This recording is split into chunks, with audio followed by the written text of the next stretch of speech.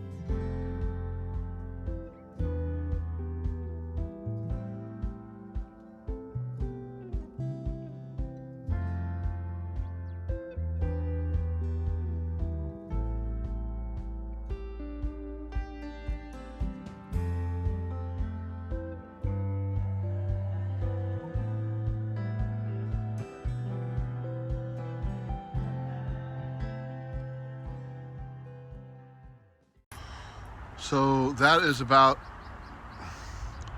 45 minutes to an hour to get that. Now these little areas you see right here, that's a little bit of paint. That's not rust. Right down here has some deep rust in here. Spots up along here has some. We're still getting out. Across the back has got a little bit. So you can get that. You can see all the pits. It's all cleaned out there. Clean.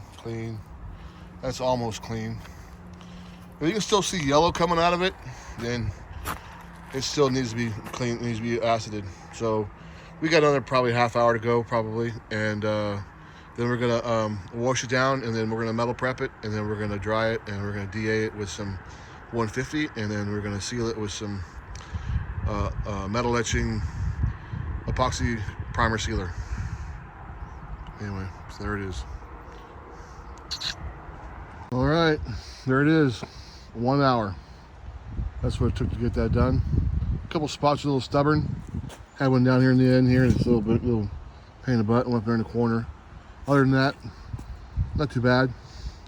So now it's still in muriatic acid, so I'm going to rinse it with basic hose water, and then scrub it with some Scotch-Brite, and then we're going to come back and rinse it again, and then I'm going to spray it down with metal prep, and I'm going to scrub it for probably 5 minutes, if I can do that long. 5 minutes of scrubbing with metal prep, keeping it wet. Then rinse that off, then I'm going to dry it. All right, here we go.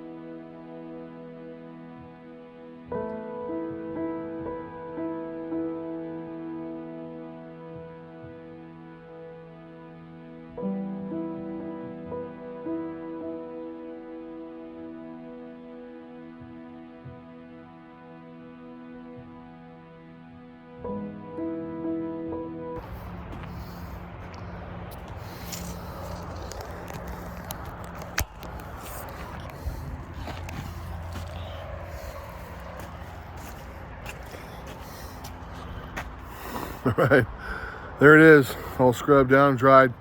I'm gonna move it inside and go ahead and DA it, and then or do the the final DA with some 150, and then I'm gonna seal it with epoxy primer sealer, directed metal stuff. It's late tonight. It's like 9 o'clock at night. The sun has been hotter than hell today, last couple of weeks, so I had to wait until it cooled down to do this. In the heat, the Moretta cast just wants to dry too fast. So when it's a little cooler out, it's actually only like in the mid 80s anyways, or the high 80s. It still makes a big difference when it's hotter and cool out, or when it's too hot out. So anyway, let me move this inside and I'll DA it and give you guys the last shot. Bye now. All right, here you go. This is what it looks like when it's all dried off. It gets a little bit of the yellow flash. It's not really rust, it's just a little, tarnishing on the metal. So I'm gonna DA it off with some 150 and we'll take a look at it. Bye now.